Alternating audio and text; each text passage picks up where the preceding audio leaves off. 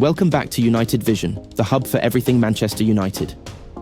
Ahead of the derby, Ruben Amorim has confirmed his starting goalkeeper, and it's a decision that could make or break the game at the Etihad. Stick around for the full breakdown, and don't forget to smash that subscribe button so you never miss a beat on United news. Ruben Amorim will take a huge risk in Manchester United versus Manchester City. Manchester United will take on Manchester City in the Manchester derby this weekend, and Ruben Amorim has already confirmed a starter. Ruben Amorim has already confirmed Altay Bayındır will start for Manchester United against Manchester City. Explaining the decision at his press conference on Friday, Amorim said, "It is the same thing I do with different positions, but Altay is going to continue. It is a different league, different country, different training, different ball for Senne Lammens. So they will fight for the position." United completed the signing of Lammens for £18.2 million plus add-ons on deadline day, and Andre Onana was subsequently shipped out on a season-long loan to Trabzonspor. When Lammens' transfer was announced, United sources noted the goalkeeper had one of the highest goals prevented metrics in Europe and made the most progressive passes of any goalkeeper under the age of 23. Lammens was a data-driven signing, and the numbers suggest he possesses the potential to be a future star. But Amorim has decided to persist with Bayindir for the Manchester derby. The 3,000 United fans in the away section at the Etihad may spend much of the game watching through their fingers. It's rarely a comfortable watch when Bayindir attempts to deal with set pieces. Bayindir flapped at a corner against Arsenal. He nearly cost United the win against Burnley, and he was fortunate not to concede from a set piece against Fulham at Craven Cottage. It would be an understatement to say Bayindir struggles to deal with aerial balls. And City know Bayindir is starting on Sunday afternoon, so they will target him from set pieces. Thankfully, City only scored 7 Premier League goals from set pieces last season, a record which ranks among the worst in the top flight, but Bayindir will definitely be targeted when deliveries are played into the box. The selection of Bayindir could backfire, but the goalkeeper selection for the derby was never going to be straightforward for Amorim. There are pros and cons for all of his options. There is logic in starting Bayindir despite his poor performances in the opening few weeks of the season, because he has started the campaign as first choice and so has match practice in the Premier League under his belt. Bayindir's distribution is sometimes iffy, but it can be a strength on a good day. It would also be a risk to throw the untested Lammens into one of the biggest games of the season on his debut. It would be damaging for Lammens to make a mistake on his debut in the derby. On the other hand, there is no better fixture than the derby for a new United signing to deliver a strong performance.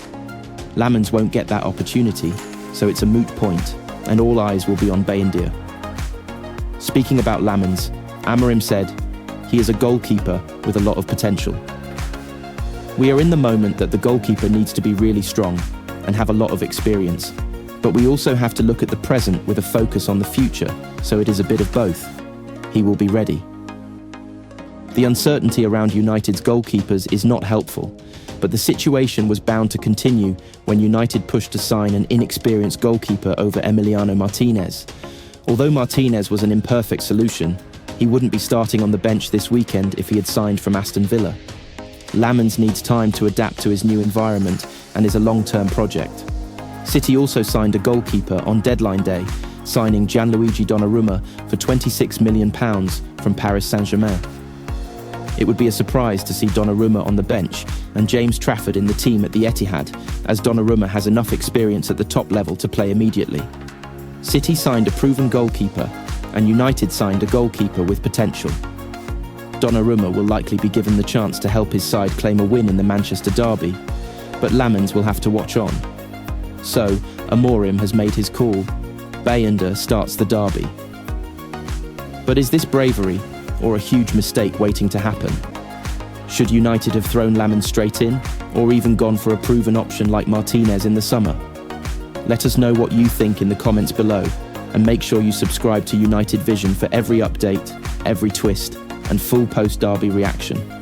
Meanwhile, in previous news, bring up for a huge test away at Manchester City, and with several stars still under injury doubt, every session counts. Matheus Cunha, Mason Mount and Diogo Dalot are being closely watched. They all picked up knocks in recent matches or in the international break, and while none have been ruled out totally, each will face late fitness tests. Despite the absences, Ruben Amorim ran a session designed to sharpen the edges. The fullbacks had to adapt. With Dalot maybe unavailable, backup defenders stepped in for overlapping runs, defensive shape, and wing recovery drills. The centre-backs, Maguire, Euro, and others, looked especially disciplined, practicing tight spacing, stepping out or dropping deep, depending on cues from midfield. The defenders seemed keyed in to compensate for the potential missing width. In midfield, there was a noticeable energy from the squad members available. Mount could only do partial training, but fellow midfielders were pushed hard in pressing drills, transitions, and recovering possession. Amorim emphasised the importance of midfield control to disrupt City's passing game, cutting passing lanes, double-teaming quickly, and staying compact in the middle. The first touch after turnover work got repeated several times, fast movement from ball loss into counter-attack pattern combinations. Up front, the attacking drills alternated between sharp finishing and exploiting space behind the City defence. Reds like Mbeumo, Cunha, if fit, and others worked through runs in behind, crossing scenarios and one-on-one finishing. Cunha was involved in lighter finishing drills, jogging into attacking positions and receiving service under less pressure. If he passes the late tests, he could be a secret weapon off the bench. To close, Amorim set up a high-intensity, small-sided game. With some internationals still away or being rested, younger or fringe players were mixed in. But the tempo was relentless. Every turnover punished, quick counters launched, defenders recovering fast, attackers not allowed time on the ball. The idea, simulate City's pressing and test how United respond when under pressure. As the session ended, there were two takes. First, fitness concerns still linger, especially around Cunha, Mount and Dalot. Second, the squad's attitude looked sharper than recent weeks. With bodies limited, those available are pushing doubly hard. United may not be at full strength, but the collective resolve seems stronger. That's the latest straight out of Carrington. Fitness worries remain, but Amorim's men are putting in the hard yards ahead of the derby. Do you think Cunha, Mount or Dalot will make it for City? And how much of a difference could their inclusion make? Drop your takes in the comments, and remember, hit subscribe to United Vision for more inside training updates, breaking news and full derby coverage. Meanwhile, in previous news, the derby is almost here and the Etihad awaits. But could United's squad get a massive boost just in time? Two key names could return this weekend and the timing couldn't be any bigger. Stick with us and don't forget to smash that subscribe button so you never miss a Red Devils update. Manchester United could add two players to their strongest squad ahead of Man City clash.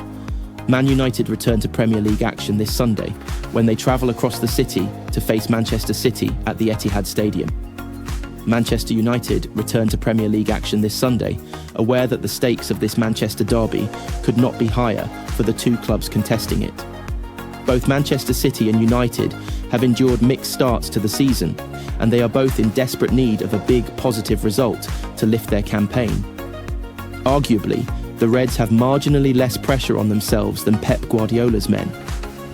United sit above City in the table, and they know that a draw, while not the triumphant bragging rights that supporters crave, would be a positive result away from home. However, there is every reason for Reds fans to feel confident they can pick up all 3 points. City find themselves with an injury crisis heading into the fixture, and United know that if Matheus Cunha, Mason Mount and Diogo Dalot's injuries have cleared up, they shall be able to field Ruben Amorim's first choice team this weekend. What's more, United have two players who could be added to their strongest squad as soon as Sunday to boost their chances further. Defence may be one of the strongest areas of the pitch for United. The Reds are starting to look more comfortable in the three at the back system, with their centre-halves suiting Amorim's vision. But add to that selection dilemma Lisandro Martinez, and suddenly it looks even stronger still. The Argentine has been out of action since February, and there are no definite signs that he will be fit to make the squad against City. However, he has been back on the grass at Carrington, and the hope is that he will not be too far off a return to the matchday squad. Were he be available for the derby, he would likely be among the substitutes at the Etihad Stadium, taking Aiden Heaven's place in the squad. While potentially harsh on Heaven, Martinez has proven time and again that he gets United, and has the right mentality to represent the club. Just having his voice back in the dressing room would be a huge lift for the club and undoubtedly make United stronger. From one area that has been coping well to another which hasn't, the goalkeeping department. Andre Onana is set to depart for Trabzonspor, meaning his place will need to be taken in the squad. Fortunately, Senne Lammens was signed to replace the Cameroonian, and it will be interesting to see if he is thrown in at the deep end or not on Sunday. Altay Bayındır has been the first choice in the Premier League this season, but he has already made mistakes that have questioned his entitlement to start. Will Lammens be given the nod to start? Time will tell, but the Belgian could well be handed a place in his first matchday squad at United for the game, even if he starts on the bench. That's the latest from Old Trafford. Two potential additions that could redefine United's chances in the derby. What do you think? Should Martinez be rushed back for such a huge game? And would you start Lammens ahead of Bayindir? Drop your thoughts in the comments and make sure you're subscribed to United Vision for more exclusive updates, reactions and inside stories. The derby is coming and we'll be right here with you every step of the way. Meanwhile, in other news, the buzz at Carrington is electric, with key players returning, Amorim's drills ramping up, and even a surprise boost on Matthias Cunha's recovery. Stick with me as we dive into today's training update. And before we get started, smash that subscribe button and join the family so you never miss a beat from Old Trafford. The buzz at Carrington crackled with readiness and quiet urgency. Despite several first-team stars being away on international duty, a core of returning players assembled in a compact, focused atmosphere. Those absent, from veterans like Bruno Fernandes and Dalot to internationals such as Onana and Ugarte, left gaps, but the squad that reported back brought a clear message. Manchester United are sharpening themselves for the road ahead. Leading the way were Harry Maguire, Luke Shaw and Lenny Yoro, defensive pillars whose return brings composure to the backline. Their presence was a palpable relief. Every measured touch from Maguire, every overlapping run from Shaw, and Yoro's youthful positional awareness reinforced that foundation. The goalkeeping unit looked stronger too. Altay Bayındır and Senne Lammens, both recovered, rejoined the drills, adding confidence between the sticks. In midfield, Mason Mount and Kobbie Mainoo joined in early exercises, though both remain edged by their recent fitness concerns. Amorim led pressing drills, demanding bite from the returning core, even as others stood in for the missing internationals. The group's intensity was a statement. This training pitch may be lighter in numbers, but not in purpose. Of course, the headline was Matthias Cunha. Withdrawn from squad due to a hamstring scare, he isn't at full tilt. But today, he pushed onto the field, beginning with light shuttle runs, loose touches, and progressive finishing work with a touch of sharpness surprising given the concern. His steady adjustments signal hope that his return isn't just weeks away. It could be right in time for the high-stakes run. As drills turned into a small-sided game, the energy shifted. Despite missing several internationals, the returning players combined with academy prospects to fill lines. Passes were crisp, movement synced, and creative patterns surfaced, Rashford and Garnacho darting into channels while the midfield box-to-box engine whirred with renewed vigour. By the final whistle, there was a marked change in the room. This wasn't just recovery, it was resurgence. Even as some players remain absent with their countries, the return of core defenders, goalkeepers, and Cunha's cautious re-entry have left Carrington feeling rearmed. United are far from full strength, but they're forging forward, refocused and ready. So United fans, how excited are you about these returns at Carrington? Maguire, Shaw, Yoro, Lammens, Bayindir, and especially Cunha, edging closer to full fitness. Do you think this group can power United into a strong run when the Premier League return? Drop your takes in the comments below, I'll be reading them all. Don't forget to hit like, subscribe to United Vision. Until next time, glory, glory Man United. Meanwhile, in previous news, Fabrizio Romano has revealed why Ruben Amorim personally wanted Andre Onana out of the picture at Old Trafford, and the reasons make total sense. Before we dig into the full story of why Amorim was bang on with this call, don't forget to smash that subscribe button so you never miss a single update from United Vision. Manchester United's goalkeeper saga has taken another dramatic twist. With Senne Lammens arriving from Royal Antwerp, Andre Onana has been forced out of the Old Trafford picture and is on the verge of a loan move to Trabzonspor. On paper, it looks like a harsh demotion for a player who cost £47 million only 2 summers ago. But the full story shows exactly why Ruben Amorim was right to push for this decision. According to Fabrizio Romano, Amorim had 2 very clear reasons for showing Onana the door. First, he did not want unnecessary pressure placed on Lammens. At 23, the Belgian is expected to step into the number 1 role, but with Onana lurking on the bench, every mistake would have sparked a media circus. The headlines would have written themselves, "When will Onana be recalled? Should Onana get another chance?" Amorim saw that storm coming and decided to take it off the table. Second, Amorim wanted clarity. United were carrying 4 goalkeepers: Lammens, Onana, Altay Bayındır and Tom Heaton. An unhealthy situation for any squad, but particularly one where the spotlight burns brightest. By moving Onana out, Amorim simplifies the hierarchy and sends a message.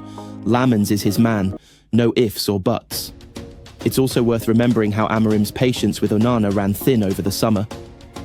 The Cameroonian returned from the break expecting a pay rise despite United's failure to qualify for the Champions League, a miscalculation that reportedly didn't sit well with management. To make matters worse, he injured his hamstring on the very first day of pre-season training, raising further questions about his focus and preparation. Now, Onana gets a fresh start in Turkey, and United avoid weeks of endless speculation. Amorim has taken control of the narrative, ensuring the focus stays on performances, not distractions. And he's absolutely right. History tells us that being Manchester United's goalkeeper is the most scrutinised job in English football. David De Gea, Peter Schmeichel, Edwin van der Sar. Their names are etched in history, but every mistake they made was magnified tenfold at Old Trafford. Lammens has just 1 season of Belgian top-flight experience under his belt, and Amorim knows the only way to give him a fair chance is to clear away the noise. With no European football and no League Cup rotation, the Belgian will have to grow fast under the spotlight. But if Amorim's bold decision pays off, this could be the beginning of a new era between the sticks at Old Trafford.